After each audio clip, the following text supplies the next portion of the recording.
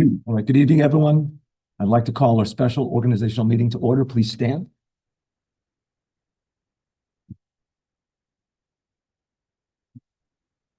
I pledge allegiance to the flag of the United States of America, and to the republic for which it stands, one nation, under God, indivisible, with liberty and justice for all.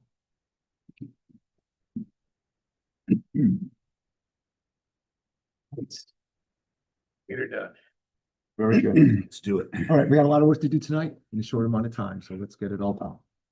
So first, next on the agenda, we need to vote for our deputy first selectman. I'd like to entertain any nominations. I would like to nominate John Dillon. I would second that. All right, any discussion? All right, call for the vote. All those in favor? All those opposed? Abstentions? Motion carries. Congratulations, John. Congratulations, John. Thank you all. You good? We're all a team here. It's all We're all a team, absolutely. Do we have Carrie on the line right now?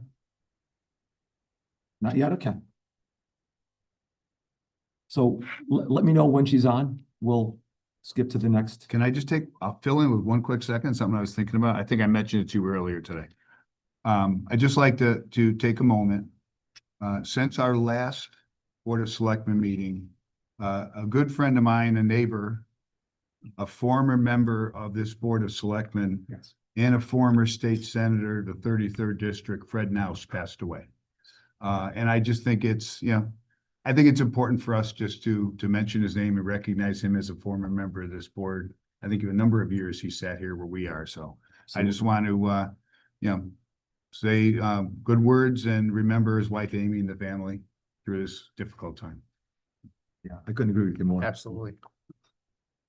I worked with him. I got to know him during some projects. Good man. Just a very, very mild-mannered, easygoing guy, but very Mild-mannered. bright. Calm, That's right. bright. He got Yeah. things done. Yeah. Yep. Took a lot to ruffle him. I don't think I ever saw him ruffle. Yeah. And when I read his obituary, I forgot he was a state senator Right. too. So, he had a lot of experience. He was a state senator before he was on this board. So he brought a lot of experience to the board. I just felt it was important we mention his name. I worked out with him at the state capitol. He used to work for David Evans as a lobbyist and just level-headed. Very good. Yeah. So just thanks for letting me put that in there. No, Thanks, absolutely. John. Thanks, John. I appreciate that. So with the board's approval, why don't we skip number 3? Well, once we carry on, we'll bring her back in. Number 4, rules of procedure for Board of Selectmen members. Everyone has that. This has been the way that meetings have been done for a long time. Review it. For those of you that are new, double check. And if you have any questions about this, it's worked for us. And once everyone's reviewed it, We actually received it. Well, I did in the notebook that Michelle gave us, so I had looked at this okay. before this meeting. And we'll want to make. Yeah, I'll make a motion that we adopt the rules of procedure for Board of Selectmen meetings as presented. Second. I'll second it. All right, seconded by Dave. Further discussion? All in favor? Aye. Opposed? Abstentions? Motion carries. Also in your packet are the meeting dates for calendar year 2026. You all should proceed this as well. Oh, we have, good. Okay. All right, we'll keep that back in. All right. Let's go back. Good morning, Carrie. Evening. Good evening, Carrie. We can't hear you. Carrie, you're muted. There you go. Well, Do it again. There you go. There you Hi go. there. I'm so sorry. I was having trouble with the link and I apologize sincerely. No problem. But I just want to say, first of all, before we get started, I want to congratulate all of you on a successful election. And I want to say kudos to every one of you for volunteering to support the town of Portland. It's a big task. And so again, kudos to all of you. I have a PowerPoint, and I was going back and forth with Michelle today. I don't know if I'm supposed to be sharing my screen or if your audio director is going to be putting it up. But I'm ready whenever you all are, as long as we figure that You out. can't share. Oh, you can share, Carrie. I can? You can share, yes. Okay. Let me just see where so how do I share? Let me see. I'm not seeing. Oh. Oh, there we go. Share. Oh, it says it's not turned on. So I'll send a request.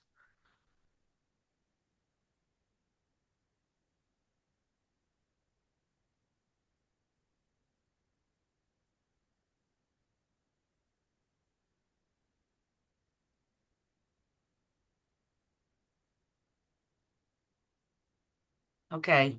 I'm really sorry, you guys. I'm a little confused as to where we are right now.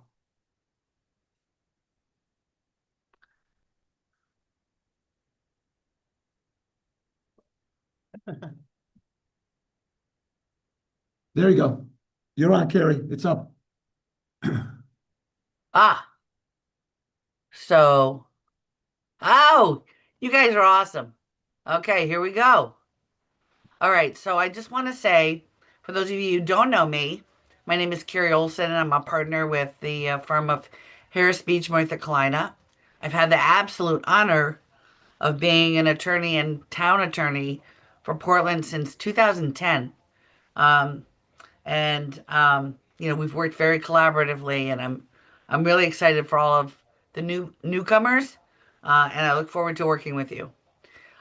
So what you're gonna see is, and we're gonna not try to prolong this too much, um, because most of these presentations that I give for the Connecticut Conference of Municipalities, for which I am general counsel, are 2 hours long. And I know you're not into that. And you also have the fortunate asset of Michelle, who does a lot of the work for making sure the agendas are timely, the minutes are timely. So I won't spend a lot of time on all of that. So forgive me for breezing through some of this, but this is my PowerPoint that I use with CCM.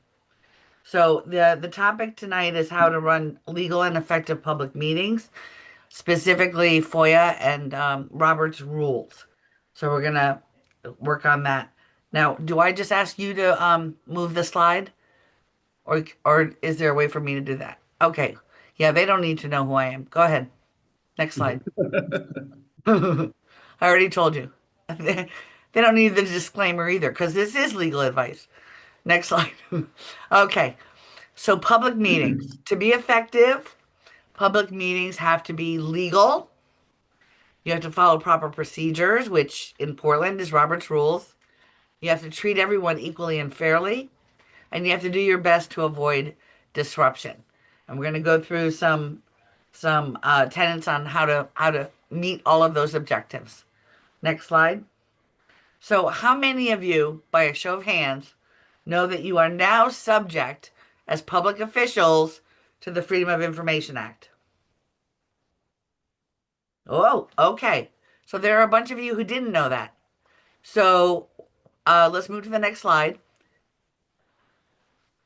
So basically, what it boils down to is, as public officials, as part of a public agency, you're now subject to FOIA.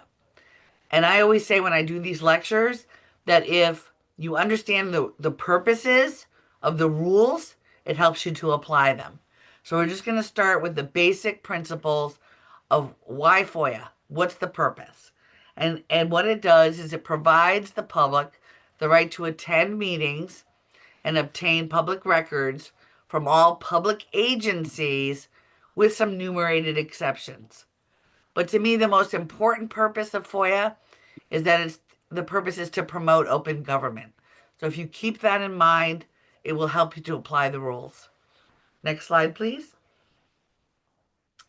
So FOIA only applies to public agencies, and I'm going to nip to the bud here. You are the Board of Selectmen for the town of Portland. You are a public agency, so you are subject to FOIA. And it's a very broad definition. Next slide. So again, FOIA provides the public the right to receive information about and to attend meetings of public agencies. What are meetings? Right? It's any hearing or proceeding of a public agency and convening or assembly of a quorum of a multi-member public agency Any communication by or to a quorum of a multi-member public agency, whether in person, by means of electronic equipment, as if you are discussing or acting upon a matter over which you have supervision, control, jurisdiction, or advisory powers. Next slide, please. So again, to break it down into a nutshell, if there is a convening of a quorum of you and you're communicating to or from a quorum of you to discuss, or act upon any matter over which you have supervision, control, jurisdiction, or advisory power pursuant to FOIA, that is a meeting. And you have to follow FOIA's rules for meetings.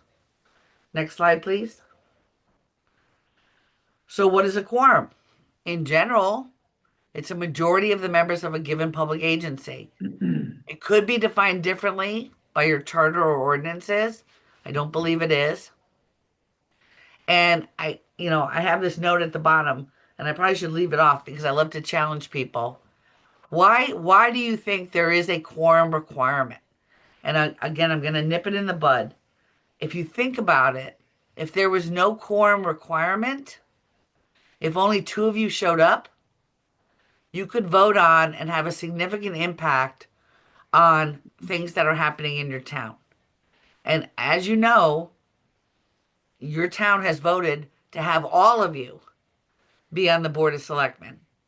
And they don't want just one or two people making decisions for them.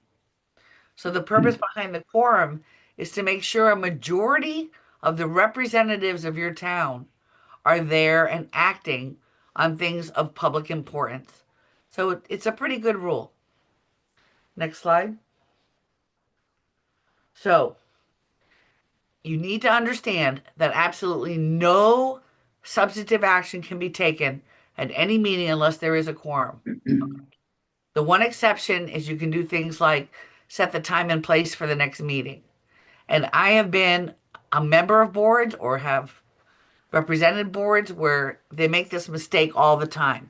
They seem to think that as long as you have a quorum at the beginning of the meeting, the rest of the meeting, you're golden. That's not true. If you're going to make any substantive decisions, any votes, anything, that's going to have an impact other than setting the time and place for another meeting, you have to stop. If somebody gets up and says, I need to use the restroom, and now you don't have a quorum anymore, you cannot conduct any business till they come back. And a lot of boards and commissions make this error. They think as long as there's a quorum to start, you're good. That's not true. You need to maintain a quorum throughout as long as you're doing any substantive business. Next slide, please. So meetings. Because of the fact that the definition of a meeting under the Freedom of Information Act is a quorum of a public agency discussing public business, the problem is that these meetings, while maybe not intended, can suddenly happen anywhere, right? It could be a quorum of you talking in the hallway at the town hall about something that's in front of you, your home, the local Dairy Queen, calling each other on the phone and doing a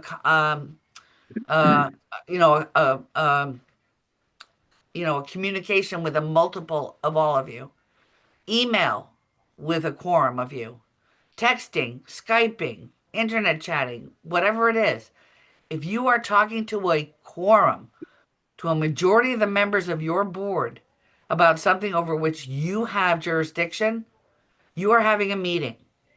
And FOIA requires that those meetings be noticed in advance and that the public be able to participate. So you need to be really careful. And what I say here is, when you get that email, the biggest mistake you can make is reply all. Don't do it because you could inadvertently have an illegal meeting. Next slide. Shall I just ask at this point, have I scared you all yet? Nobody's talking. We're Okay, listening. so a quorum is not a meeting. So a chance meeting or a social meeting where you're not discussing the town's business, okay. There are also some statutory exceptions like personnel search committees, strategies with respect to collective bargaining, and a caucus of a member of a single political party. Next slide, please. Other exceptions are communications to or from a quorum, like I said, about time and place of a meeting. You can communicate amongst a quorum about the published agenda. Like if you want to see something put on the agenda, you don't discuss the substance of the matter, but you can communicate with a quorum about asking that something be put on the agenda. Attendance by a quorum of your Board of Selectmen at a noticed meeting of another public agency, that's okay. Administrative or staff meetings of a single member public agency, I have never understood this today. I don't even understand the rule. But apparently, if you are a one member agency, it's okay for you to talk to yourself. Next slide, please. So, caucusing. How many of you are familiar with caucusing? I'm not seeing any hands going up. Okay. So basically, caucusing is where members of a single political party meet to discuss party strategy. Okay. So even if that meeting would otherwise constitute a quorum, as long as you are all caucusing and you're members of a single political party, it does not constitute an illegal meeting under FOIA. But you need to be aware that the presence of any third parties at that caucus can totally negate the caucus and the validity of skirting FOIA and the meeting requirements. What does that mean?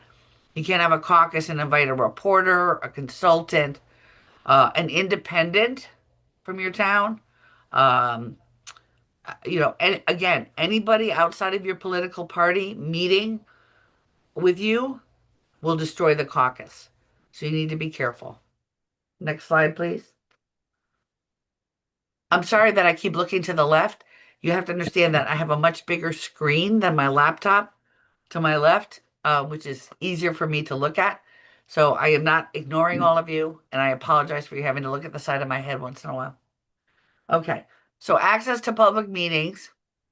So what does FOIA require? Public notice of the meeting, public notice of the agenda, timely access to meeting minutes, the right to attend and observe any public meeting. There cannot be registration requirements at meetings. And I see this all the time. But you have to understand that individuals have a right to show up at your meetings. They do not have to disclose their identity. They do not have to sign in. And they still have the right to attend. So you all need to be aware of that. Individuals of the community have the right to record, photograph, and even broadcast your public meetings. Okay? That doesn't mean that they have a right to take their phone and get up in your face, up at the front table and disrupt the meeting. But they do have a right to record it. So you need to be aware. The other thing you need to be aware of, there is no absolute right to speak or be heard at a public meeting. If it is your practice, however, to allow public comment, you have to allow all the same opportunity. Okay? You don't have to allow it, but you put it on your agenda, and that means it's fair game for anyone who attends, whether they live in Portland or otherwise. And maybe I should stop for 1 second and see, does anybody have any questions before I go on? Okay. Please tell me I'm not boring you. Okay. Next slide, please. So there are 3 essential types of public meetings. There's regular meetings, special meetings, and emergency meetings. Next slide, please. So the regular meetings are the ones that you report to the town clerk every year that you're going to have. So here we are, on a Wednesday, what's the second Wednesday of the month, right? So if that's your regular meeting schedule, that's what's going to be filed with the town clerk. Your agenda has to be filed 24 hours in advance. And when you have a regular meeting and the agenda is created, you do have a right at the meeting by a 2/3 vote of those present to add stuff to the agenda. The assumption being that anybody who cares about what you have to say is going to show up and they're going to be aware of it. And then the minutes have to be timely posted thereafter. Next slide, please. Special meetings, and this is where, again, a lot of my clients get into trouble. This has to be, the notice of it has to be filed with the town clerk at least 24 hours prior. The agenda also 24 hours prior. Other business cannot be added at a special meeting. It's only what's on that agenda. And a lot of my clients make the mistake of starting to go off on tangents and talk about things that are in addition to what was on the agenda. Not supposed to do that. Next slide. And I won't spend a lot of time on this, but there are such things as emergency meetings where there's no agenda, but you have to have a really good excuse and you have to explain what that really good excuse is. And I don't know how many of you remember that horrific October snowstorm. This is the only time I remember having to advise a client on an emergency meeting. That horrific October snowstorm that we had that basically paralyzed the state. And I had a town where there were trees down. They needed to hire a contractor to get them out of there. They couldn't wait because people were blocked. They couldn't get to the hospital. They couldn't do anything. So what I'm just trying to impress upon you is an emergency meeting has to be a true emergency. Next slide, please. So the latest and greatest since COVID are the virtual and hybrid meetings. And I'm not going to spend a lot of time on this with you all because you already do hybrid meetings. But you do need to be aware that with virtual and hybrid meetings, some of those deadlines get pushed back. So, for example, it's 48 hours for the notice for a virtual and hybrid meeting. Excuse me. And again, you need to just be aware that there are additional rules. So if you're thinking about asking Mike or somebody to add stuff to the agenda, probably the smartest thing to do is keep in your mind 48 hours before that meeting, I've got to get this information over and get it on the agenda. As I said, you're very fortunate that you have Michelle because she knows all these rules and she'll make sure that you abide by them. So I'm not going to spend a lot of time unless you have questions, but you should be aware. And you should be aware of the fact that there's a requirement. Oh my gosh, all of a sudden I'm coughing. Too much talking. That you do have to allow members of the board to participate virtually, whether it's a hybrid meeting or not. So just to be aware. And this is in the PowerPoint, which you all have. So if you want to look at this more carefully, you can. Next slide, please. Next slide, please.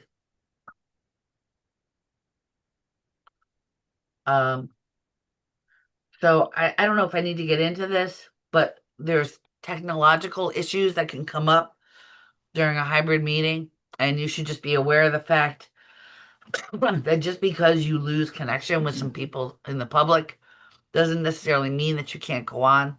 It depends on whose side of the coin is the failure to be blamed on. Even if it's a board member, you can reconvene and you can start the meeting over if connection is reaffirmed. The only thing you have to really worry about is if there are problems with the connection and you lose your quorum. As I said before, you're done. You can't do anything substantive if you lose your quorum till you get it back. Next slide, please. So relocating meetings. Sometimes you end up with meetings that are so controversial and you know you're going to have a huge turnout. We've had this with some land use matters in Portland where we end up going to the high school. You should just be aware that if you can, you should give 30 days advance notice that it's moving. But at a minimum, post notice on the door at the time and place as to where the meeting is convening. Okay, next slide.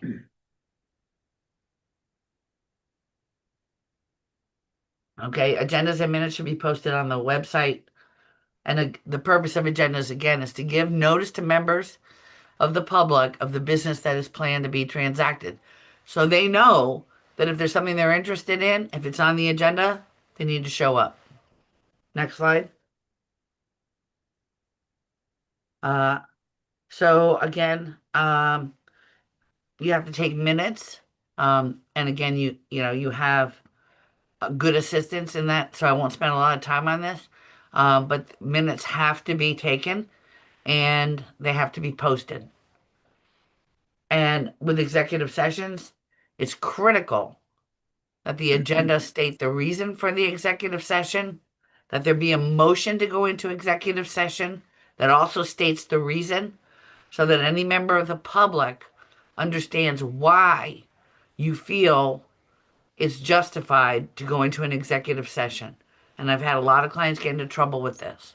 So they like to create ways to go into executive session that are not necessarily authorized by law. Next slide. Notice of votes, that's within 48 hours of any meeting. Again, you've got Michelle. Next slide. So executive sessions, again, FOIA allows you to go into executive session to talk in secret and exclude the public, but only for the statutory specified reasons. Okay? To go into executive session, you need a 2/3 majority vote of those who are present to enter the executive session. You have to state the applicable basis. This is critical. And you can invite others into executive session to provide information, but you should excuse them once their participation concludes. So, for example, if we were going into an executive session about pending litigation, you might want to invite me in to give you the update on where things stand in court. But once my participation is done, you're supposed to kick me out. Next slide. There are a number of bases for executive sessions. And again, I'm not going to spend a lot of time tonight because I know we're trying to truncate things, but it's in the PowerPoint. The biggest point is there are enumerated reasons by state law that you can go into an executive session. And if your reason for executive session is just, geez, I don't want to talk about this in public because it could be embarrassing. It's not going to work. It has to be one of the enumerated bases. Next slide, please. And again, I said third parties can be invited, but you got to kick them out when they're done. Next slide. Okay. So that's the FOIA part of this truncated presentation. Do I have any questions on that? We're good. I don't see any hands raised. Tell me you don't already all know all of this and I'm wasting my time. No, always- you're doing good. Yeah, it's always good to go over it, Carrie. Yes. Okay. All right. I'm not getting any feedback, so that's hard. Okay. All right. So we're going to move on from FOIA then, unless you guys have a question. And of course, if something comes up after and you have a question, send it to me or send it through Michael, whatever works. All right. So conducting public meetings.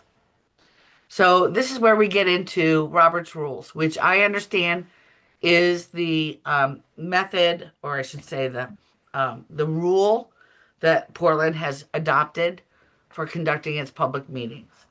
Next slide, please. So I have to say, when I was first asked to lecture on this, and that has to be at least 10, if not 15 years ago for CCM, I remember sitting outside on a sunny day and I'm reading the truncated version of Robert's Rules of Order, which was 800 pages in and of itself. And I'm saying to myself, who is this Robert and what the heck is up with these rules of order? And then I had this sudden epiphany. And I realized, what if we didn't have rules of order? Wouldn't it be like putting like 25 kids in a sandbox with one truck? How do you maintain order? How do you even decide or figure out what work has been done? What objectives have been reached? What decisions have been made? If there were no rules of order, it would be absolute chaos. People would be talking over each other. And I said to myself, boy, that Robert was a lot smarter than I thought. But it is also a pain in the neck because his rules of order, you got to remember, they date back to the 1800s. So there's some parliamentary procedure here that can make your head spin. And what I'm going to say to you is, um, you don't have to be perfect with Robert's rules. Understand the main objectives of them, as I just explained to you. And if you screw up, Robert's not going to swoop down from the heavens and have you drawn and quartered in the town square. It's not going to happen. You just have to do your best, and if there's a problem, we'll fix it later. But the bottom line is, you do your best to follow the rules of order. And I understand that you've all been provided with a truncated, I don't want to say rules of order for dummies, but rules, I don't know, some kind of footnote, cliff note rules of order. And I commend you to reviewing them. But again, don't expect to be an expert. I've been doing this for 28 years and I'm no expert. I often have to look stuff up. So again, you do your best and you understand what the purpose of the rule is. Like I said, if you understand the purpose of the rule, it helps you in applying the rule. So you do your best. So the purpose of the rules are to maintain order, ensure everyone has a chance to participate, right? Because they all have to talk through the chair, and ensures that necessary business is properly addressed and that there's a record of what business was conducted and what decisions were made. It's really quite critical, to be honest. That Robert was a lot smarter than I first gave him credit. Next slide. Okay, so the types of rules. Okay, you guys are Robert's rules. We'll just skip right over this. Next slide. So preliminary considerations, like I said, running an effective meeting requires advanced planning. So you really do want to give your agenda appropriate attention and you want to disseminate relevant information in advance. That doesn't mean you're encouraging discussion of the matter beforehand, but if you at least disseminate relevant information, everybody has a chance to read it, digest it, come up with questions about it, so that, I mean, how many of you have shown up at a meeting and all of a sudden you get like a 25-page pile of crap and you don't even have time to review it and you're being expected to vote on something? So disseminating the relevant information in advance is really a good idea, but don't talk about it outside of the public meeting. Next slide. So the first rule for conducting effective meetings is to run your meetings on time. And I'm going to admit, I am really bad at this. I was a member of a board, and the chair of this board never started the meetings on time. And for me, time is money, right? Time is it's my job. It's my commodity. And if I knew that I could spend another 10 minutes doing something else, um, that's when I would show up for the meeting because that's what this chair taught me. On the other hand, if you always run your meetings on time, it's extremely embarrassing for someone like me to show up after the meeting has already started and you have to walk in with your head down and all this, you know. So, first things first, be on time. And I think I was late today, so I'm sorry about that. And then the other thing is follow the meeting rules, right? So you want to follow your Roberts rules. And the town of Portland has their own Board of Selectmen procedural rules. Make sure you familiarize yourself with that as well. Next slide. So this is just an example of an agenda. I'm not going to spend a lot of time on this, but it's here in the PowerPoint if you want to look at it. And it's obviously also very helpful, I think, to Michelle and Michael, who ultimately sets the agenda. But you all should be aware of the things you want to consider putting on one. Next slide. Seating alternates. You should be aware of who gets to choose. Is this by ordinance or some other law? Alternate participation in meetings, public hearings, and deliberations is very controversial. And in fact, it was very controversial in Portland, especially during the Brainerd Place hearings. There is appellate and Supreme Court precedent that while alternates can and should participate in public meetings and ask questions. The minute the public hearing is closed, and unless they've been seated, for the throughout the process, they need to step down and walk away.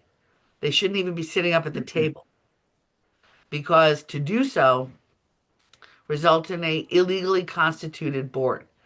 So for example, if you have a 7-member board and you let an alternate sit up there and vote or deliberate even without voting, deliberate, now you have an 8-member board, which is not justified.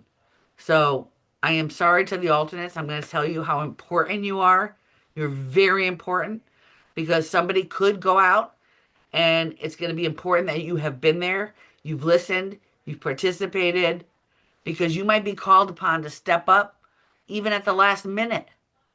It's critical that you participate and attend, but don't be offended that if you don't get to vote and are asked to step away, or it heads to a vote and you're not seated.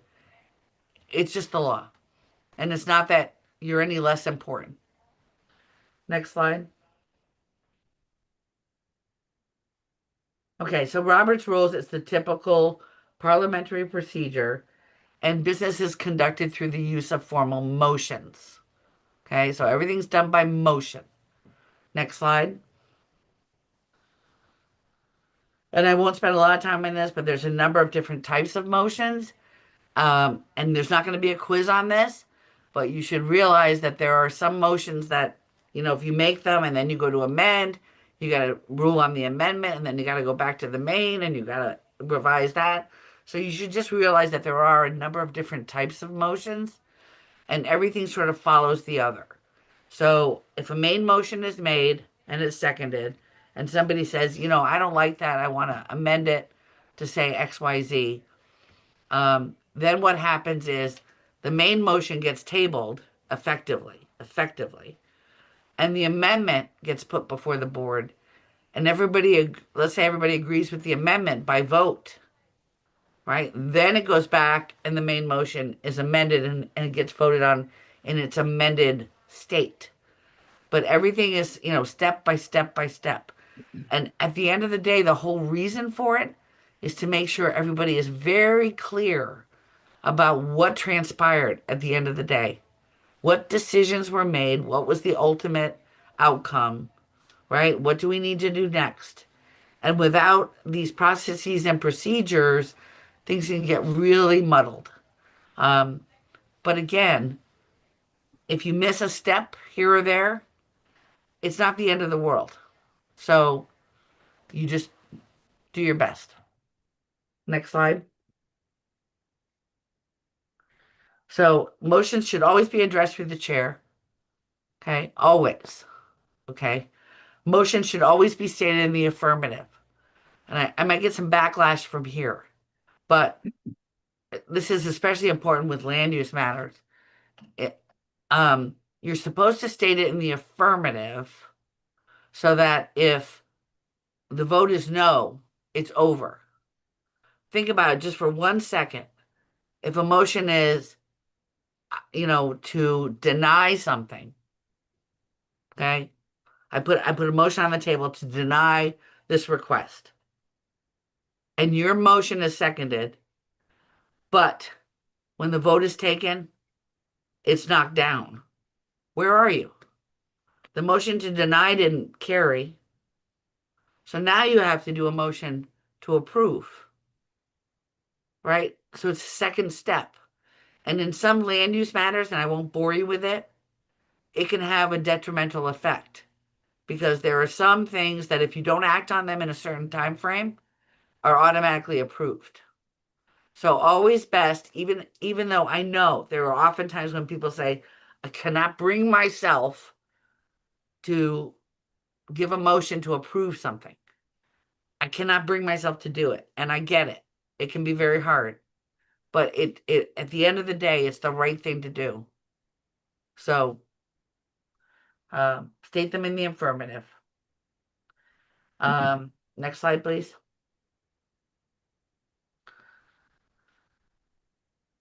I don't think I need to go through these examples. Next slide. I know you guys have a full agenda. Okay, closing the debate. So you have a motion, it's seconded, and you start discussions. And it's going on and on and on and on, right? And you want to shut it down. The correct thing to do is to make a motion for the previous question so that you can close the debate. And that requires a 2/3 vote. And sometimes it is justified, especially when you're just kind of going round and round and round. Just want to make sure you're aware that that is an option under Robert's rules. Next slide. So voting on a motion by voice, by roll call, or by general consent. And some of this is going to depend upon, how many of your members are doing things in a hybrid fashion, as I showed you in the previous slides, and whether it's controversial. And the general consent is usually based on the consent agenda when nothing real controversial is coming, like, I don't know, tax refunds or something like that. And unless somebody says I object, it just goes through. But if you've got some members participating in a hybrid fashion, in a virtual fashion, you might likely have to do it by roll call. So you should be aware of that. But a lot of votes are taken just by voice, yay or nay. Next slide. And then as I told you, consent agendas. These are just examples of ones that are usually not controversial, where the chair can just put forth the consent agenda, and without objection, it passes. Next slide. Okay. So this is a little more complicated because it gets into what are the voting requirements for something to pass. And the only thing I'm going to say to you tonight, instead of picking through this, is to say it really depends. And there are some matters that require a supermajority or a majority as opposed to just a simple majority. And you should be aware. So, for example, things like suspending the rules, limiting or extending debate, amending the agenda requires a 2/3 vote of those present and voting. Okay. The majority of the entire board, regardless of who was present, is required for motions to rescind or amend something that was previously adopted. Okay. So, and then the other thing is you should be aware that the town rules and or state statute ugh, might dictate a different requirement. So, for example, again, I talk in the land use context with it, which I do a lot with in Portland. And there are requirements under the general statutes that say certain things need to be a 2/3 or a supermajority. Like if somebody files a petition against a zone change. So you should just be aware that there may be requirements you're not aware of for a supermajority or majority vote to pass a particular motion. Next slide. And of course, if you're not sure, you call me. So voting requirements, again, they're dictated by policy, state law, like FOIA, land use, and here's some other examples that I give you of where sort of the state statutes override and tell you how many votes you need. Next slide. Who can vote? So anybody whose right to vote has not been suspended has the right to vote. Okay. Now I'm just going to tell you this because this is something I feel strongly about, and I'm going to tell you my colleagues agree with me on this. I've had this discussion in an open forum, even with the Office of OPM and OLR. Under Robert's rules in general, the chair is not supposed to vote unless it's going to effectively change the outcome or break a tie. Look, you're all elected officials. You were elected for a reason. And you were elected for the reason that the people who voted for you appreciated and supported your opinions and the platform on which you stood. And the chair is no different.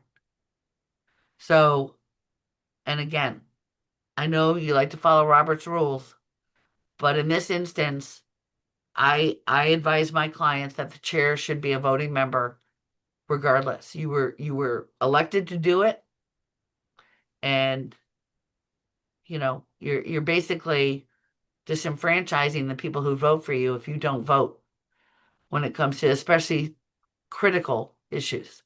So I've got the rule here for you, but I disagree with it in the municipal context. Next slide, please.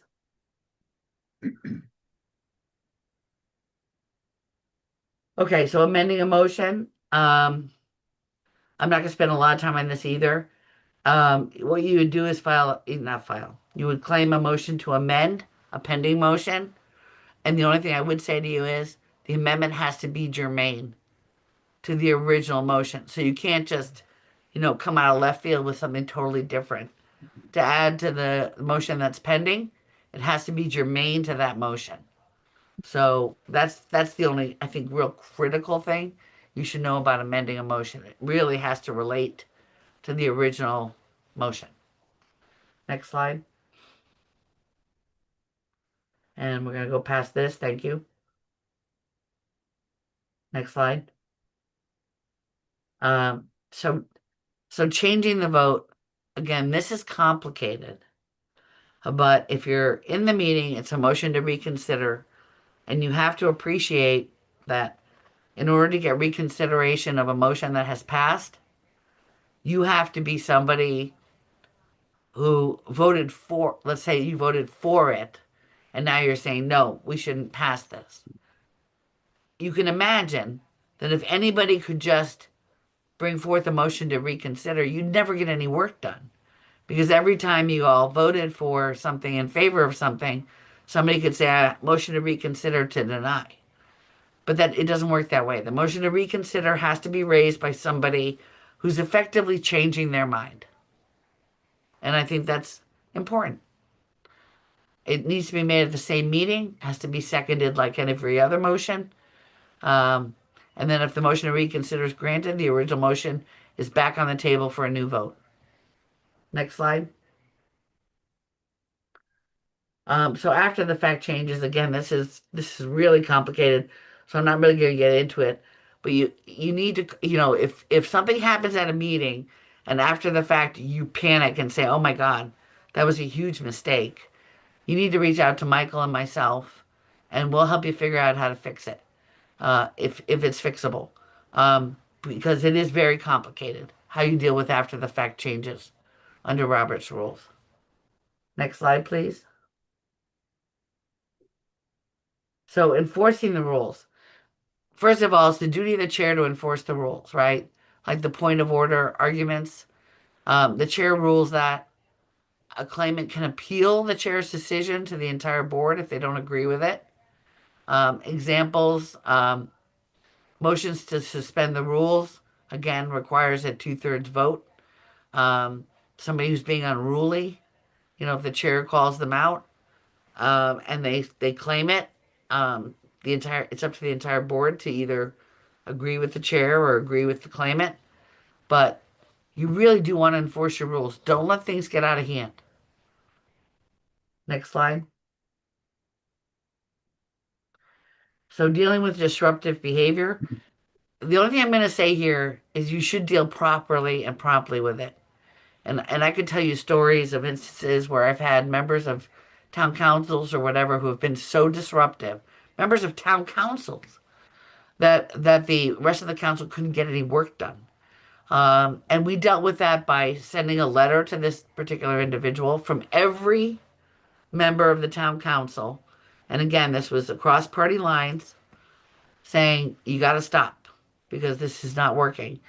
And this person would do things like call out town employees. Oh my God. You've got collective bargaining agreements. You've got all kinds of statutory rules about what you can and cannot do with employees. And this guy would, criticize employees of the town. I mean, it was exposing them to significant liability. We needed to shut him down. But we started with a simple letter. But from there, if they don't chill, you're going to have to take much stronger measures. And we can assist you with that if it ever gets to be that severe. But most of the time when you're dealing with issues, it's going to be the public. And if you know something is really controversial, like I remember again in Portland when Brainerd Place was first coming up, we had police there because we knew that it was going to be that heated. And all I can say to you is, I'm just ashamed that I even have to say this. After 28 years of practicing, it is so sad that we've reached a point in our society where I have to say to you, if at any point you feel unsafe, you have to do whatever it is to protect yourself. And if that means shutting down the meeting, calling the police, whatever it is, you're not there to be abused and you should not be ashamed for acting swiftly and making sure that people who are disrupting your meetings are ejected as fast as possible. And sometimes you can plan that in advance and have the police there, which in and of itself tends to quell a lot of discourse. Or, panic buttons or phone calls. Get the police there, whatever it is, whatever the safety plan is. Just know you're not there to be abused. You are public officials who have dedicated yourself now voluntarily to doing what's best for the town of Portland. And I commend you for that. And but protect yourself. Next slide, please. We're gonna just so as far as the unruly public, when it comes to allowing people to speak and all of that, again, you're not required to.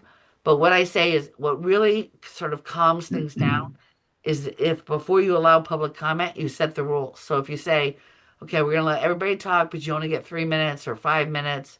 Um, and again, if you're fair and you let everybody have their 3 minutes, then nobody feels dejected. The minute that you don't set the rules up in front and at the beginning, and somebody starts talking and they hit the 3 minute mark and you haven't said anything, and now you're shutting them down, they're going to feel ostracized. They're going to feel like you're treating them unfairly. So it's always a good idea. Communication is the key, right? To set the ground rules from the outset. And I commend you to doing that. Next slide, please. We're not going to get into the discipline thing. I don't think we need to do that tonight. Next slide. So again, from the outset, you need to control the floor. All speakers should recognize the chair. Everything that happens should go through the chair. You should follow your agenda, even though you can amend it with a 2/3 vote. Stick to your rules of procedure. And above all, treat everyone equally well. Does anybody have any questions for me? And I hope I didn't bore you to tears. You did not. That was great. No, it's That was good, great, it's Gary. good to Thank you. hear. Thanks, Gary. Thank you. Okay, any questions? Let me know or send them to me from Michael. All right. Gary, thank you very much. We really You're appreciate it. welcome. Thanks, Gary. Thank you. Thanks, Gary. Have a good night, Carrie. It's gonna be a quiz. There will be a quiz at the end, right? Huh. All right, let's get back to agenda item number 5, our meeting dates for calendar year 2026. How can I get a motion? Make a motion to approve. I'll second that Second. motion. David made the motion. And who approved? John, I And second. John it. seconded it. Any discussion? All in favor? Aye. Opposed, abstentions, motion passes. Good. So everyone should have a piece of the yellow sheet with all of the Board of Selectmen liaisons filled out, as well as the detailed one. If we could do it tonight, I'd like to give it a shot to see who would like to be liaison for the various boards. Take a look through it right now.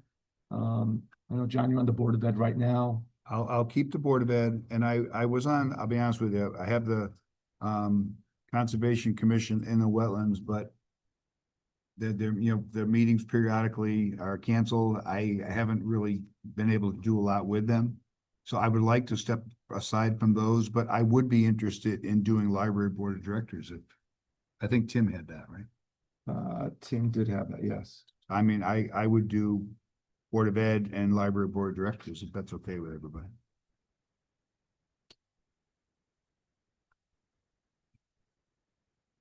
So Board of Ed. And, The Library Board.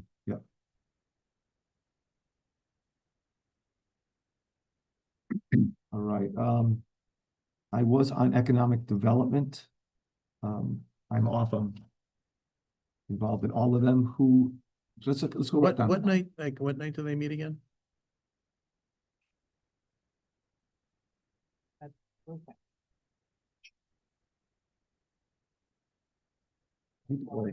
Bring that with you. I thought, no, I I've got put the- it down and then I forgot it for this reason. Their meeting this month was the 19th, so that would be tomorrow, so they're Wednesday meetings. For economic development. Are they the fourth Wednesday of the month typically? Is that the? For Economic Development, correct? Yeah, because fourth Wednesday, a lot of times will work, but What's it, these? second Tuesday, okay, so it's not the Wednesday. That's on, I've seen. Yeah, something's weird. That's what I'm saying, something's off. Yeah. I mean, I can do the economic development if you want to.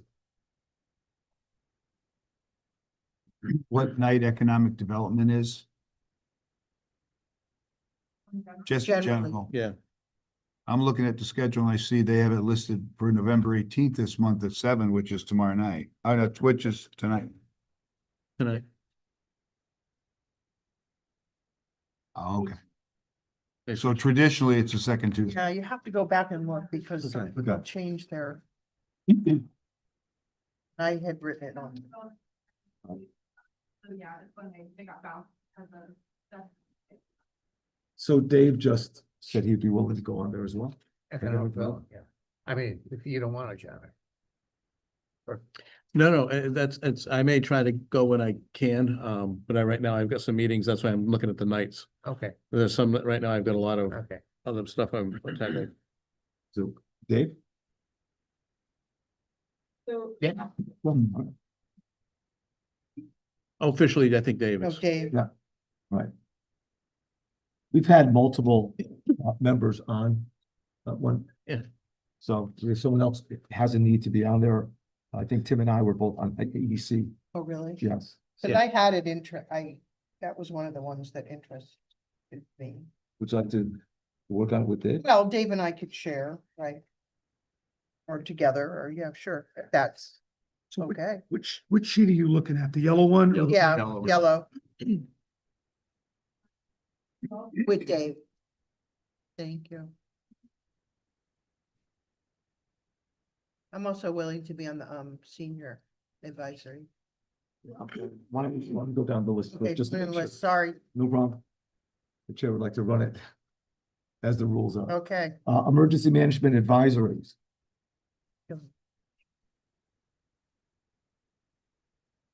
So we had none the last 2 years. No one was assigned to that. Any volunteers for that? Is that a regular meeting of these folks, or do they? To be honest with you, I've never been to one of their meetings. That's done going. Not with anybody else. Don's the only one I've ever talked to. Yeah, yeah. So, You know what? You can put me down for that one, and I'm not sure how the nights will work, but Okay. I will try to go when I can. That way, at least we have somebody there. all right. Yeah, I'll try to give it a shot. All right, Ethics Commission. They have a, They have a liaison. Yeah, and these are just liaisons. Also we were not gonna do it tonight, but there's also 2 openings on that committee. yes, right. So that'll be dealt with that way, but who's interested in that? Yeah, I assume Mike, right? Anything we don't fill tonight, we can, Yeah, of we course can you look at them and fill them in a couple of weeks too, when we can look at our schedules and the meeting course. nights. Okay. All right. Housing Authority. I was on there before. Attended just a few meetings.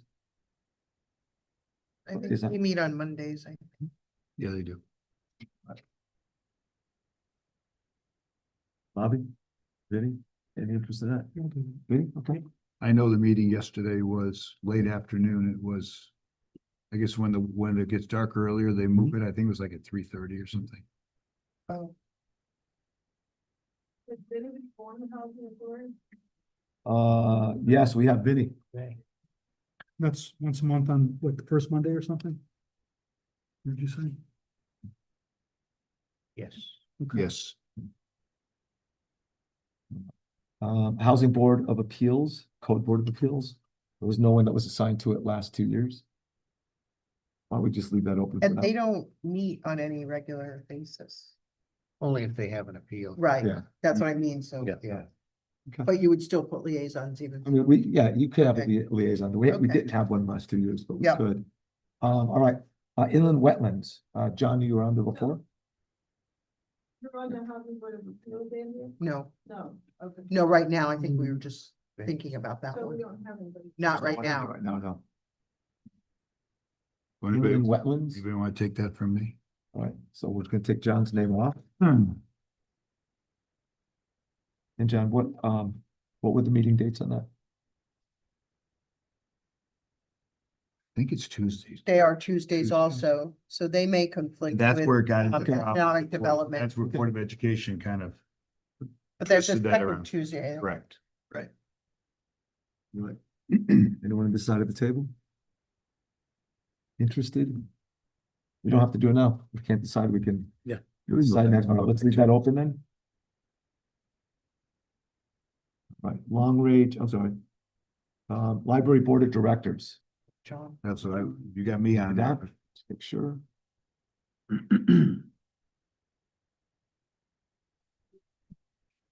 no pressure. All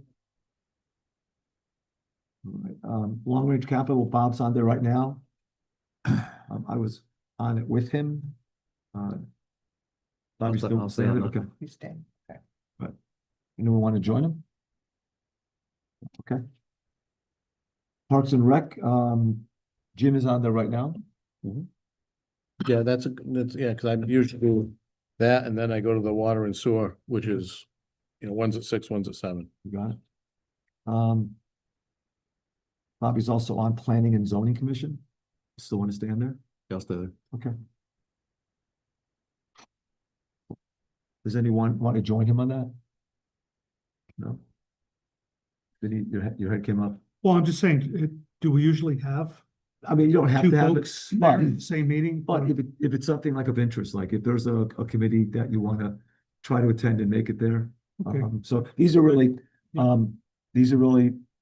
the things that catches your fancy that you want to be closer to, maybe make a difference. So wherever the personal interest is. Go ahead, Jim. We're on Planning and Zoning Commission right now. So What does that mean? It's not gonna interfere with It's the Monday or the- Wednesday. No. Second and fourth Thursday? Hey, Mr. Chairman, can I First, make a first, suggestion? yes, Not now, but maybe in the future. right, It would be helpful. to put the date down Claudia, there. put the To meeting put date. them just by the agreement, what night of the week they are, that would be helpful. That would be very helpful, yes. I We're all have asking it the same at question. home Exactly. on my desk, because I wrote it all out. Well, in and I preparation. have it on my desk, like. It's- Yeah. But Well, not that's right been here, passed it's out like, to everybody? No. All right, well, let's go through maybe the more obvious ones. Senior Citizen Advisory Board, is that what you want? Tim was I would on be it. interested. in that. Andrea, okay. All right, Water and Sewer, Jim, you're on there? Yep. Yes, sir. Dave? And I can do that one too, if you want. I think that would be a dynamic duo. Youth Services? Anyone interested in that? Possibly, I don't, I need to go That- back to that- when oh, those yeah, meetings that- are. I need to plot them on a calendar. Yeah. So, That's the problem. so here's what I'm gonna do. Because I think we're gonna ask the same question. Why don't we stop there for now? And then at our next meeting, the 3rd, Yeah.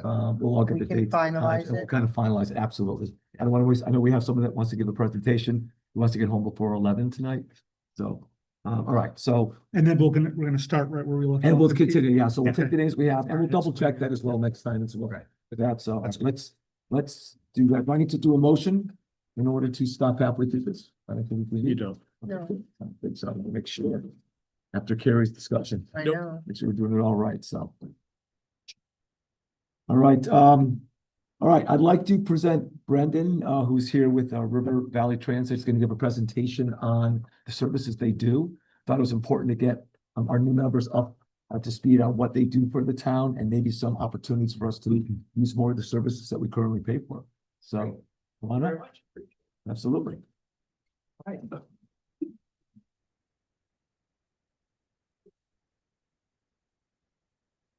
Okay, situated. Perfect. The board, thank you. Very official. Yeah. All right, excellent. Well, thank you very much for the opportunity to speak tonight. Michael's one of our most recent board members, which is awesome. Of Portland joined the transit district very recently, so we're very happy to have him. He's been an excellent member of the board. I know they always really enjoy speaking with him. He brings a great perspective. So we're happy to be here tonight to talk about our transit services available in town, as well as our bus stop project as well we're working on. So we can go to the next slide here if that's all right. Next slide. There we go. Awesome. So I'll just go over a brief introduction of who we are, a brief overview of the services currently available in Portland, and then going on to our bus stop project, which is our biggest next project we're working on shortly. We'll go to the next slide if that's all right. Beautiful. So my name is Brendan. I'm a transportation planner with River Valley Transit. So I do a lot of work regarding bus route planning, bus stop planning, that kind of thing, hearing from the public, making changes, hopefully making sure the routes work well for our riders and towns. Next slide here. So a bit about us. So you might have heard Middletown Area Transit. You might be more familiar with that, MAT. They were the public transportation provider for a long time here in the Middletown area. We recently merged Middletown Area Transit and Ninetown Transit down the shoreline into one unified transit district in about 2022, in summer of 2022. So we have new branding, largely the same staff, but it allows us to be one bigger unit, which allows us for larger vehicle pools, larger staff pools, more fleet maintenance. So it was a lot of advantages and advantages of scale of going to one unified transit district across all of Middlesex County. Go to the next slide there. So a little bit about us. So we operate 13 fixed route buses. So when you think of fixed route, that just means your traditional bus route with schedules and stops. We have multiple destinations. We go to predominantly serve Middlesex County, but we do have connections in New London. We have transfers in Hartford, New Britain, and even New London. So New Haven, excuse me. So we have lots of connections there. We have dollar ride service, which I'll talk about. We have ADA paratransit service, which I'll also talk about briefly, and then we have some extra mile on-demand service zones as well. But I'll focus predominantly what's available in Portland. All right. So I'm a big fan of maps, and I like showing things visually. So this kind of gets you an idea of our scope. So we might be small in terms of funding and kind of what we operate, but we do go for a very coverage-based model. So we do try, we are responsible for lots of the state. So we like to make sure we have good coverage. So that little star is kind of roughly where we are here tonight. You can see the Route 586 is your route in town. And we have a central hub in Middletown where a lot of our routes emanate from with regional connections in Meriden, Hartford, Cromwell as well, all the way down to Old Saybrook and Madison. And then down here in our shoreline region, we have hubs in Old Saybrook and Madison that connect multiple places, even as far as in London. So just a good overview of kind of the scope of our services. We're all part of the same system. So yeah, go to the next slide. So yeah, these are your four main things we offer to residents of Portland, which are one, the 586 bus route, which is your more traditional bus route. With that bus route, all fixed bus routes across the country have ADA paratransit service, which I'll talk about. And then our dial ride, which is an additional service we provide. And then finally, our tax voucher program, which I'll touch on a little bit as well. All right, so here we have the Route 586. This is the route in pink here. This is a fixed bus route, meaning it has a set schedule and time. So it's going to come there at the same time every single day. It operates hourly. However, you have the unfortunate distinction of being our only route that does not run continuously throughout the day. There is a big gap in service between 9 and 12, and then 12 and 4. That is a legacy thing we inherited when we merged together, and we were curious as to why it wasn't filled throughout the day. And it's actually one of our top funding priorities. So if we were to, if we had to make a wish and we could pick one thing to fill, it would be filling your schedule to make it a complete, full bus route as it should be. In fact, it's actually a pretty decent ridership we have today, considering the fact that we have such a kind of a segmented schedule. It often lends itself the best to people who are commuting for work, because we have morning service and we have evening service. The problem is when we have folks, the biggest complaint we hear is folks are trying to get to the doctor we might have doctor appointments in the middle of the day, and that's kind of tricky. So definitely one of our top wish list items is to fill in that schedule. However, we did have recently extended service to Saturday and Sunday. So it's funny, sometimes with CTDOT, when we get funding, they only fund certain particular things. They don't give us a blank check and say, hey, go fill in what you like. They kind of tell us what they're going to want to fund. And so service spans, so adding extra days was the interest a couple of years ago. So we were able to at least get some Sunday service now, which is great. So at least there is Sunday service. So you do have service 7 days a week, which is definitely an improvement. But again, filling that gap, especially during the weekdays, is something we're looking to do. But yeah, it operates hourly. These are time points, so we don't have any bus stops in our system, which also makes us unique. Very few. It's called a flag subsystem. I'll talk about that in just a little bit and why we would like to change that shortly. But you use these time points, which are located throughout the route there, to kind of give you an idea of where to wait. And you can wait anywhere along the route, as long as it's a safe place to do so. But again, we have some issues there as well, which I'll talk about in a little bit. But just give you a little bit overview of how the bus system works. And again, throughout this process, I'm happy to answer any questions at the end of my presentation as well. Go to the next one here. So I like to think of ADA paratransit and fixed route bus routes. They're basically intertwined. So you can't have a fixed bus route without ADA paratransit. This is a federal requirement. It's a mandate of the American with Disabilities Act. It makes sure that folks who can't traditionally use the bus route, for whatever reason, typically it's a cognitive or a physical condition that prevents them from effectively utilizing the service, they get a door-to-door ADA paratransit service, which will pick you up and drop you off exactly where you want to go, A to B. There is an eligibility though. So, you have to meet certain conditions. And typically we ask for a doctor's verification to make sure you meet those conditions. Otherwise you'd be asked to use the traditional bus route. Go to the next slide there. So it also is only available for folks who live near a bus route. In particular, the quotient there is 3/4 of a mile away from the bus route.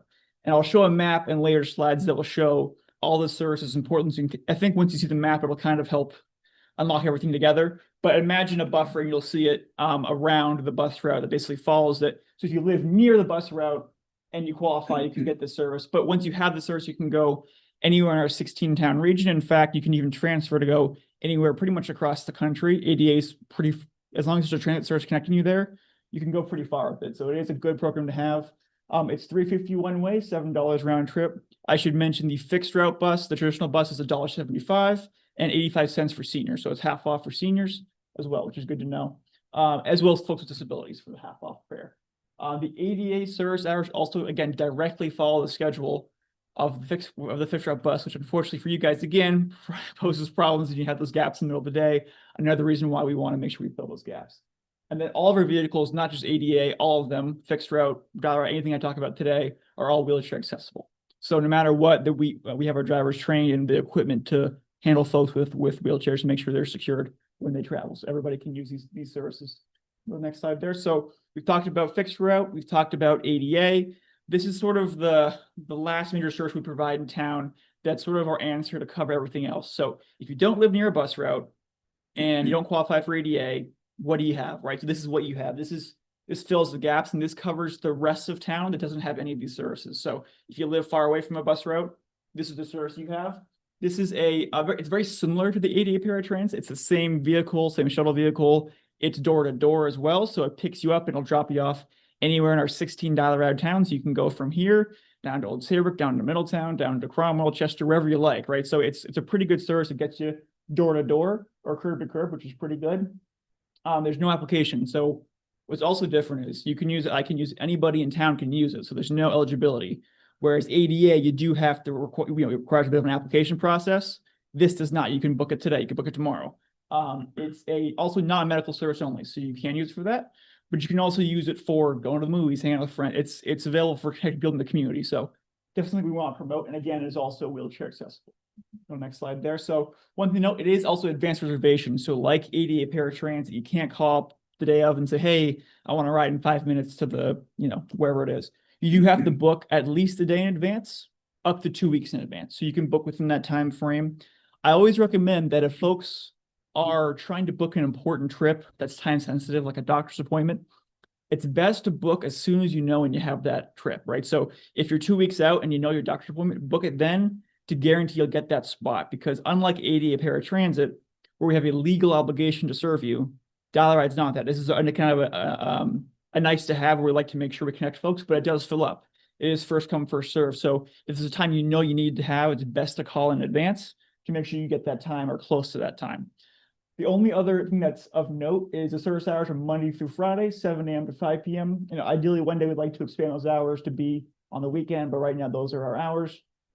And then finally, one last thing that's of note is sometimes, if availability allows, we'll set up a subscription service. And what that means, it's the only trips it can be used for, however, are medical, employment, or educational trips. So like going to school. And a great example of this is dialysis, right? So if we have people who go to dialysis on this, and if they're going 3 times a week, right, to dialysis, we're not going to make them call every single time to book a ride. If we know you've got dialysis at 9 a.m. Monday, Wednesday, Friday, we're going to just show up and pick you up and go instead of making the person call every single time, right? So that's only for those trips. So if you want to go to the movies every single time, we're not going to do that. But if it's for work, for school, or for a medical appointment, again, dialysis is a big one we see. Going to DaVita in Middletown, that one we could, if it's not already booked up, we will be able to do a subscription service there as well. So that's a good one to cover as well. So those are our services there. We can go to the next slide. I might show all of them. So again, did a quick little map. I thought it's not very pretty, but the pink line here is your bus route. So it starts in Middletown. This is our hub where all of the bus connect from Middletown, goes through Portland, comes through, goes into East Hampton. This little blue line you see, this blue bubble, that's the ADA paratransit zone. So when I mentioned it has to be within 3/4 of a mile, that visualized the 3/4 of a mile. So if I live here, I can qualify for ADA paratransit, then I can go throughout the system. However, if you're not near where our bus route is, this kind of grayish, yellowish portion, that's dollar ride territory. So if you kind of live far away from the bus route, you have access to that. So it is a bit segmented, but basically the point is that definitely everybody in Portland has something. So they have some option, whether you live near a bus route, whether you qualify for ADA paratransit, or whether you live further out, you do have access to dollar ride. Again, dollar ride, you have access to about 16 of our towns that also have dollar ride. So you can kind of go pretty far. So that's something of note there. So I can go to the next slide here. So the last thing that is not a service we provide directly, but a program we offer is our taxi voucher program. So this is basically, simply put, half off taxi. So if you're a senior over 60 or someone with a disability, we will provide a half off taxi anywhere, especially if it's outside of our area. So it's kind of a way to acknowledge that we have all these services, right? But we know that we can't cover everything. Let's say, for example, we have to go to Stanford for a specialty, hyper specialized doctor appointment that you can't get to through our service. We don't have an effective way to get you there. We can basically help cover for half a taxi. It doesn't have to be medical either. It can be anything, but typically it's often medical. But we will help pay for half the taxi. It's a quick application process just to prove you're over 60 or have a disability. And then basically how it works is a customer would put in, let's say $50, then we'd match that $50 and they go on their way. It's only through one taxi provider, so it's a special deal we have through a provider. We have a program through them. But they're pretty good, and we have new providers who are even better. So we're getting better rates for our folks. And just as an example, right, we had someone without this program get a ride from Old Saybrook to Middletown and back, and it was $200 round trip. That's a plane ticket. So, half off still is great, but it's better than paying the full fare there. So it's just another service we have to help kind of take the sting. I wouldn't recommend using every day to get around, but it's a good option to have in case you need to go somewhere, once in a while type thing. So, but anywhere in Connecticut as well. So it's not restricted to. The one thing we won't do that I'll just mention is if there's you're trying to go to Middletown on this and it's during the day, we're going to just say take the bus, right? Or take a dollar ride. But if it's somewhere that we don't cover is where this is a good option to have, if that makes sense. So that's a brief overview of our bus routes. And I apologize for going quick. I want to make sure we get through it all. I'm happy to answer any questions. I also just want to talk a little bit about our bus stop project here today as well. This is something that we are working on. That's basically, as I mentioned earlier, today we have a flag stop system, which basically means that you can wait anywhere you like along the bus route, which sounds great and it has some advantages, but the disadvantages of that are that it often leads to confusion if someone's just kind of standing on the side of the road as our drivers are going by. Are they waiting for the bus? Are they not? We have people waiting in unsafe locations at sharp corners and turns and fast roads near guardrails, and that's not safe for our drivers or the riders waiting to be picked up. And also, so we're actually currently undergoing a bus stop transition. So we're looking to go from that flag stop to a more traditional, as you'd imagine, a bus stop, right? So waiting at a bus stop at set locations. There are safety improvements here. There are operational efficiency improvements. Sometimes we'll have folks wait at one side of the corner and 100 feet across the road, wait, so someone wait over there. So the bus is constantly stopping when they could just meet in one central location, right? So you have safety improvements, making sure we're locating in the safest location we can find, operational improvements, and then finally, it's kind of good awareness, right? If you live in the area, you move in the area, you might not even know we have transit service, right? You see the bus occasionally, but where is it going? Where do I get it, right? People, when they think of a bus, they think of a bus stop. So it's also a bit of awareness as well, increasing transit awareness. So I have the next slide here, if that's all right. So this is a very, it's gonna be a very small map to see, but these are sort of an overview of our proposed bus stops in the region. It follows the 586 route exactly for the bus stops. This is not relevant to our ADA or dial ride services. Those are all home pickups or, you know, door-to-door pickups. So these are our proposed stops here. The ones in blue are on state roads. The ones in the yellowish orange are on local roads. And I have them, I can pass that as well on the local roads, but it basically, we're looking for town approval, especially on the yellow town road stops. But also we want to hear feedback as well from the town. If they have any comments about the other state stops, we're happy to listen to them and happy to, you know, potentially tweak things around and change things. But as you can see, it's plenty of stops, and we cover a large portion of town. And we do our best to have good coverage while also not having too many stops. We try and find that balance. It's an imperfect science, but we look at things like safety, sidewalk, street lights, making sure we're not on curves, making sure that's safe for the riders and drivers, making sure there's enough distance, not being, so there's lots to consider when we're placing these stops, but we're open to feedback as well. So these aren't, you know, we're definitely open to the town's feedback. We want to be good partners on this. So those are sort of what we're looking at in the next slide here. Just kind of zooms in on the town stops that we really want to hear, especially from, and potentially get approval at some point from. So these are the stops. They're pretty much just on two streets, right? They're on High Street and Spring Street. This is part of the route where we come up Main Street, Spring, go down High, and then we go on our way towards Portland, go all towards East Hampton. So these are the stops here. So you've got, of course, Greystone, and the electric company and Homeland Farms, and a couple stops on Spring Street to make sure we have some coverage. But again, you know, we are open to you know, any feedback or tweaks that may be necessary. We did try and locate them in safe locations with lighting wherever possible. Not all the locations are amazing because unfortunately the roadway isn't always the most pedestrian friendly, as some folks should know, especially on Portland Cobalt, it can get, you know, not ideal, but we did choose the best locations we could find to make sure there's still coverage. Because again, today we have folks using the bus all over the place, right? Because you can pick it up anywhere.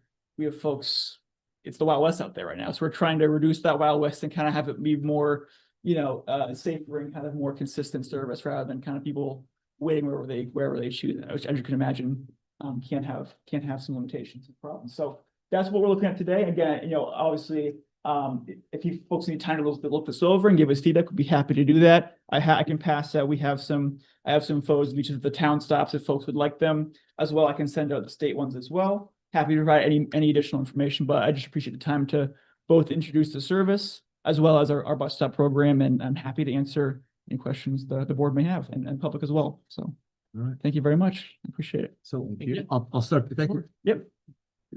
So, question for you. Yeah. So, ridership in Portland, Yeah. Compared to other towns. Sure. What have you seen? Has it been increasing? Yeah. And what would be the best way that we could either increase ridership or complement what we're doing right now? I see our senior center directors here right now. And we do a lot of it ourselves as well. What would be the best way for us to integrate what you do with what we do and make it seamless for the residents? How would they best complement each other? That's a great question. Then to start with the ridership question, when it comes to the 586, it's a little tricky because we don't have great stop level data yet. So it's hard for us to parse out who's coming in Middletown, who's coming in Portland, who's coming east. We get the one number. We don't know how that number split up between the towns. But in the future, we should have that data coming in. We recently installed some passenger counters, so we get on and off counts. So we should have some better data in the future to directly answer how many folks on the fixer bus are either getting picked up or dropped off. When it comes to dollar ride and ADA, we have better numbers. It's about, last couple of years has been kind of steady around between 500 and 600 folks using our ADA and dollar ride a year. And then when it comes to how do we improve that, we think there definitely is room for improvement. It's not bad, but definitely is room for improvement. I know we've been working with the senior center a lot. They've been excellent. So working with, I think, public officials like the senior center. We've also worked, maybe the housing authority can be a good one as well. We've worked with housing authorities in the past. And in East Hampton, we've gone to Chatham Acres and some of those locations and did some presentations that seem to have have us a little bump. So even schools, we've even had high schools. Actually, I'm going to go to a high school in Clinton very soon as well. It was one in Madison to promote it. So I'm always happy to do public meetings. We do lots of them to kind of promote the word. Also, if there's any email communications the town can send out, that can be helpful too. We recently had a couple new transit services crop up in Madison and Guilford, and they were very promoting it on their website, on their email chain, and that service grew very quickly. So I think for any kind of promotion is always helpful too. So however broad you like the town to go, we'd be happy to do that. And again, I'm more than happy to do any public meetings or events, and something that could be fun too. So we can happy to do like a traditional, PowerPoint, but also we like to get out in the field too. So if you want to do like a try it day, we call them, where maybe you get a group of 10, 15 people, we all hop on the bus. I can be kind of the transit Sherpa and guide folks how to do it, right? Where to get on, how to get off, how do you pull the cord, how you pay your fare, all that kind of stuff. Because transit can be intimidating if you haven't used it before. But once you get the hang of it, it's not so bad. But if you're used to driving a car, which of course most of us are, it's something to consider. So I think a good thing is kind of getting creative with both advertising, but also some try it days can be fun too. Get folks on the bus. Is there a cost for the dial ride? Yes, it's also $350 one way, and then $7 round. So $7 round trip, $350 one direction. Same cost as the ADA paratransit. However, now that that's a good thing you brought that up. With the dollar ride, currently we also have a grant through the Senior Resources on Aging, and they allow us to have a donation only for seniors, which means if they fill, it's like a quick, again, I know lots of applications, it's a quick little application, but if they fill it out, it allows seniors to ride on a donation only basis, which means if they don't have any money that day, we're not going to turn them away. We ask for half fare, which is $1.75, but if someone has nothing, we're going to let them on anyway. So I can't call it free, but it's donation only. So, do with that as you will. So that's a good program too for seniors for dial ride. So for most of the folks in the town, that would probably be available for dial ride for them if they're in that region. So that can be a good way to make it very cost effective to get around. Question. Which was the program that you said there Yep. was basically a donut hole in it? You said there was coverage in the morning, but no coverage in the afternoon. That's the 586, our bus route, the 586. Yeah, it has coverage in the morning, and at night where it lacks is coverage in the middle of the day. So from 9 to 12, there's a gap, and then from 12 to 4, there's a gap. So how does that work if you're dropping someone off and then they gotta get brought back home? Absolutely. So with the dial ride and the ADA, those gaps aren't there. So the dial ride will operate all day. So for example, if I'm using the dial ride to get to a doctor's appointment in Old Saybrook, it's not going to not pick me up in the middle of the day. Because that's personal. Because that's personal, that's door to door. Yeah. With the actual bus route, so let's say if I were to take the bus route at 8 o'clock, for example, I get into Middletown. If I missed my bus at 9, I'm gonna have to wait till 12 and hop on the bus again to go back to Portland. And that's the issue. So you basically have to really plan around the schedules today. So, yep. That's why it's on our top of our list and so to be honest with you, right, so the management team came from Ninetown Transit, which is the Shoreline.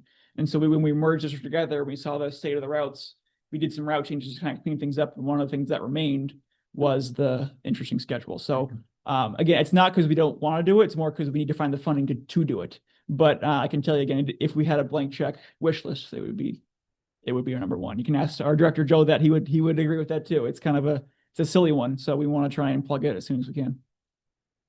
So if you got a dial a ride. Yes. Somebody calls up dial a ride. Yep. Has to go to a doctor's appointment. Yep.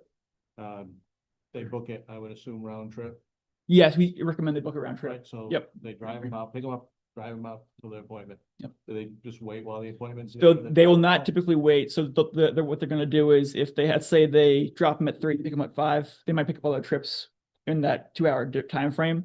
And there's usually a pickup window of 15 minutes on the other side. So if let's say you have an appointment at 4 o'clock, I recommend folks to at least book it for 3:45, one for traffic in case, things get late and held up, but also there's also typically a booking window where they can pick you up between, if I want to get picked up at 3:15, I might pick you up either at 3 or 3:30, somewhere in that range it'll pick you up.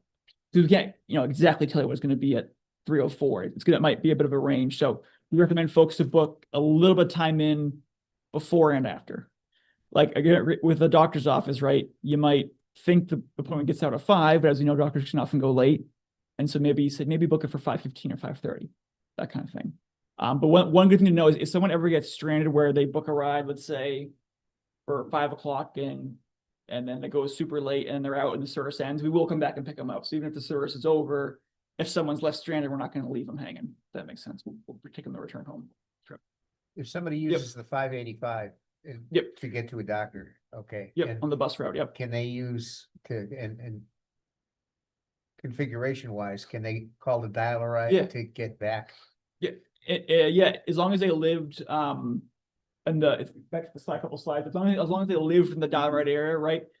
They could do that. Yeah, so you can mix and match, of course. Okay. Yeah, so you could. It'd be an interesting scenario because I apologize for just a couple back to the map slide. I think there's maybe 3 or 4 back.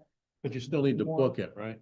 Yeah, so right here, right? Oh, you went over there. Perfect, right there. So, if if I'm taking the 586 bus ride, I probably live near here. Yeah. Whereas this is the dial ride area, so someone were, for example, were to walk all the way down to the bus route. Yeah. And then, yes, they could, Okay, but it'd be kind of a funny scenario, but technically, yeah, there's no restriction on how you can use it, but you would want to book it in advance. And that's the restriction, so. Having that 586 filled would solve a lot of problems for both the ADA and the fixed route bus. What Yep. closest 586? I see, because Mhm. I'm thinking it comes from Middletown down Main Street and turns on Spring Street and comes down High.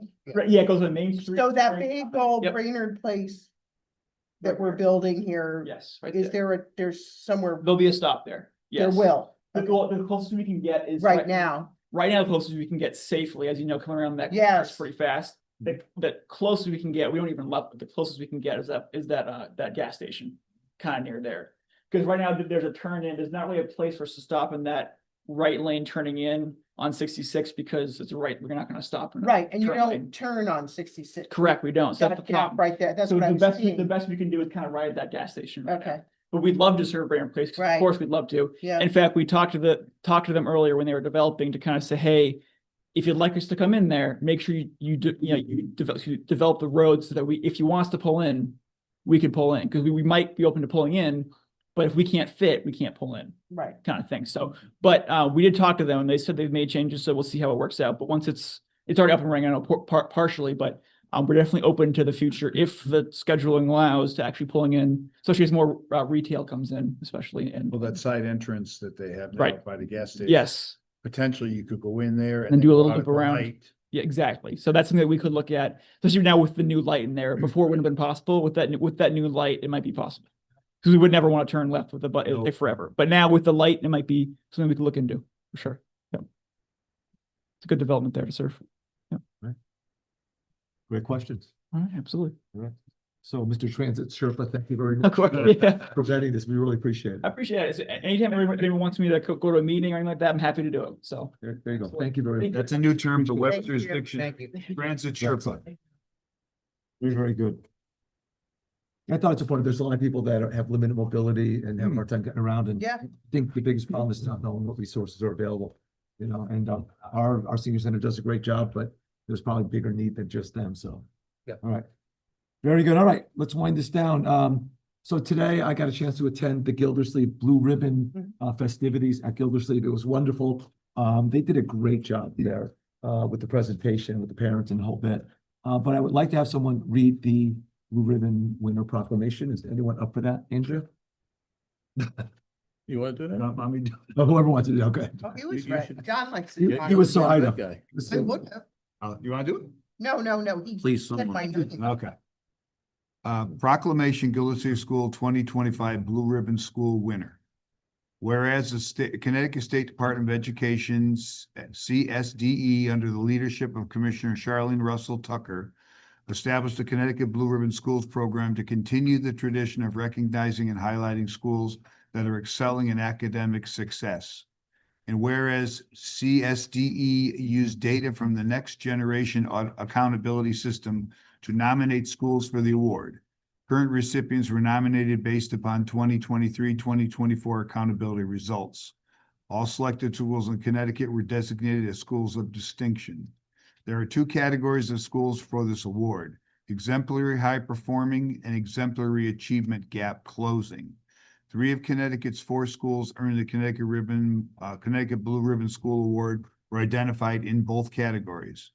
And whereas 4 public schools were selected for this honor: House of Arts, Letters and Sciences Academy, New Britain, Portland Gildersleeve School, Green Acres Elementary School in North Haven, and Western Intermediate School. And whereas the Blue Ribbon School program highlights the extraordinary teaching and learning taking place every day in their classrooms. And whereas Gildersleeve School is one of the 3 schools that has exemplary high-performing and achievement gap closing. Now therefore be it resolved that I, Michael A. Pelton, first selectman of the town of Portland, Connecticut, do hereby proclaim November 18th, 2025 as Gildersleeve School Blue Ribbon Day, and encourage all residents to celebrate and appreciate the teachers, staff, and students of Gildersleeve School on earning this well-deserved distinction. In witness whereof, I do hereby set my hand and cause the seal of Portland to be affixed this 18th day, November, in the year 2025 by Michael A. Pelton, first selectman, town of Portland, Connecticut. Portland Board of Selectmen, Andrea E. G. Alfano, John H. Dillon, Robert W. Hedrick Jr., David T. Kosminski, Vincent S. Pietruzzello, and James K. Tripp. Fantastic. Well deserved. Did they, just out of curiosity, because I'm the liaison with the Board of Education, when they first spoke about this, did they speak anything about the the towns with multiple blue ribbon wins? Because I think they said that Portland has the most. We We have have 3 3. blue ribbon schools, and I don't believe they said at that point in time, they did not believe there was another town that had 3 blue ribbon schools. I'm curious if they talked about it. They did not, but I would not be surprised. It's just an amazing accomplishment. Absolutely. And what they had to do to prove what they were doing at the school and the improvement is very extensive. Yeah. The vetting process was amazing. So Now kudos to everybody. kudos to Tracy and the whole team there. So Yeah. fantastic. All right, we have refunds of the excess payment. Who I'm wants still to? doing that. It's, what's that? What's that? Yes. It is a brand new day, sir. Would you want to pass that on to someone else, or would you like to continue carrying the burden? If somebody wants it, they can have it. If not, I'll do it. All right. Motion for Sorry about refund of doing excess this. payment, Ally Financial, $487.48 and $615.96. I'll second it. All those in favor? Aye. Opposed? Abstentions? Motion passes. You did a bolt? Yeah. Just want to make sure. Okay. All right. Public comment. That's me. That is you, yes. My name is William. Go up there. That way people at home can hear you. Thanks for hanging in there. No problem. My name is William Abramczyk. I'm the owner of a company called the Water Planet Company. We do business here in Connecticut as Clean Water Ops. We offer a number of services, but the one that pertains most specifically to my meeting and my presence here this evening is our contract operations and maintenance of wastewater treatment facilities. We're founded in 1997. We have over 28 years, just about 28 years of experience operating wastewater treatment plants for both municipalities and privately owned treatment facilities. We have staffing to be able to support all of our customers and room to expand and grow. I'm seeking today permission to gather enough information to present to the town, the WPCA, and this esteemed board a proposal to potentially take over operations of your wastewater treatment facility. We can do so in a number of ways, and I'd like to at least explore some options with you and present you with a proposal to at least consider it. The current situation is such that the facility is currently understaffed, though it is staffed with excellent contributors. Both Kevin and Matt are outstanding individuals, and they're doing a wonderful job of maintaining what is at least a 3-person job. I would offer the ability to staff the facility fully, operating it within compliance with the DEP's requirements and regulations, and hopefully help Kevin to bring him up to the superintendent position that he so obviously deserves. So again, before I could even pretend to assume that this is a viable possibility for the town, I seek to gather some information about contractual obligations and other expenses so that I can put forth a comprehensive proposal for your consideration. It would be a simple, typically a 3-step process. I would conduct some minor inquiries to gather some detail that would be necessary. I would put together a customized, comprehensive proposal specific to the needs of Portland. And then, come out here and present it to you with some options. Typically, I have to go with a couple of different options, but, we have flexibility to do so. And I'd like to be able to use our company's experience and, aptitude to support the town of Portland. All right. Any discussion? Well, I think that's something we'd have to, at a special meeting, we certainly can't take any action today anyway. But my thoughts would be, we probably should have conversation with our Public Works, our Water and Sewer Commission, and we'll have to have some other, talk a little bit about it internally, but. It was my understanding that, in a WPCA meeting, it was, voted to at least consider this option and then bring it in front of this board Right. as a step two. So just so. you But know, again, I this understand is that actually a special meeting because we sorry. were organizing tonight, so we actually can't take action on anything. Understood. That's not. that's not- Our next board of selectmen will be December 3rd. Yeah. That Wednesday night, so we'll be able to talk about it more that night. Fantastic. So, Your consideration is all it's open for. Thank you. all right, very good. Thank Thank you you. very much. We appreciate it. All right. Would like to make the motion to adjourn. I'll make a motion when you adjourn. That was a hot second. Second, I'll second it. and all those in favor? Aye. Opposed, abstentions, motion passes. All right.